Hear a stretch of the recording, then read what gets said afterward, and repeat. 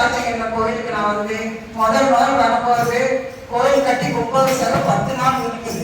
நான் வரும்போது இந்த அக்காவெல்லாம் சொன்னாங்க, அம்மா அடுத்த வாரம் உனக்கு கும்பாபிஷேகம் ஆகு, நீங்க அதுல வந்து கலந்துக்குங்கன்னு சொன்னாங்க. நான் அதே போல வந்தேங்க. வந்த உடனே என்னாச்சு, எனக்கு என்ன கும்பாபிஷேகத்துக்கு வரும்போது கலசம் வைக்கணும்னால எனக்கு தெரியாது, புதுசு விட்டுட்டேன். அந்த வருஷமே வந்தேன். அப்ப வந்துட்டு சாமி கிட்ட 2-3 வாரம் களி குத்தி சாமி கும்பிட்டேன். அருள்வாக்கு கேளுமானாரு. அருள்வாக்கு கேட்டேன்.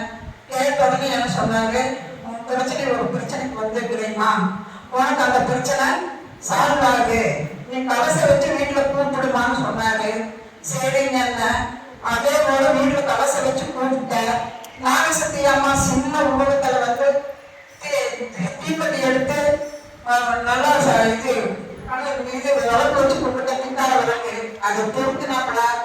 அப்புறம் அதே போல நல்ல நல்ல வேப்பமாவும் சலசலன்னு ஆடிச்சு. இந்த 10 வருஷத்துக்கு முந்தைய இப்ப இல்லைங்கல்ல.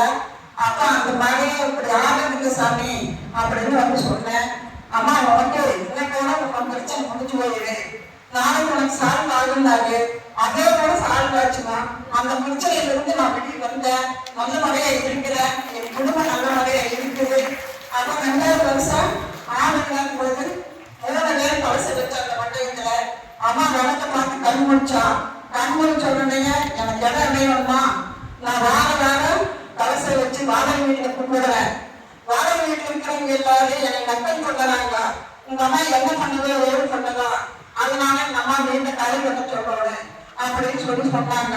அம்மா நாகசக்தி அம்மா, உன்னை நான் நம்பி இருக்கிறேன், உன்னை நம்பி உண்மையாக இருக்குன்னா எனக்கு புதுசவே நீ போகிறதுக்கு நான் புதுசையும் போகணும் அப்படின்னு சொல்லி நான் வேண்டுட்டேன். வேண்டுறவங்க அம்மா அன்னைக்கு நான் வந்து கலசை வச்சு கும்பிட்டு வீட்டுக்கு போன உடனே பையன் போனா சூழல் செய்தேன். அம்மா இடம் போட்டு சைட் போட்டு விட்டுறாங்க. அம்மா தலைவன பூமியா இருக்குது, என்ன செய்யறதுன்னு ஃபோன் பண்ணி கேட்டான். சாமி நம்மகிட்ட காசு இல்லை, நடையா 2 ரூபாய்க்கு இருக்குது, அது ஒண்ணுமே இல்லையே, எப்படி நம்ம இடம் வாங்கி வீடு கட்டாது? நாகசக்தி அம்மாவோட சக்தி இருந்தா நம்மளுக்கு அந்த வீடு அமைக்கு, இல்லைன்னா விட்டுடலாம் அப்படியே சொன்னேன்.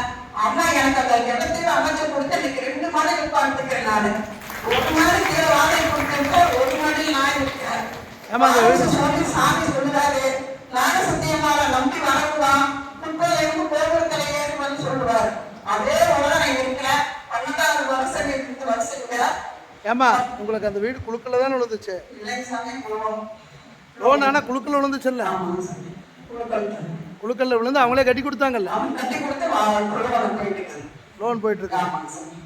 நீங்க அப்போ எத்தனை ரூபா கையில பணம் வச்சிருந்தீங்க? 1000 அவ்வளவுதானே? ஓகே. ஓம் சக்தி. ஓம் சக்தி.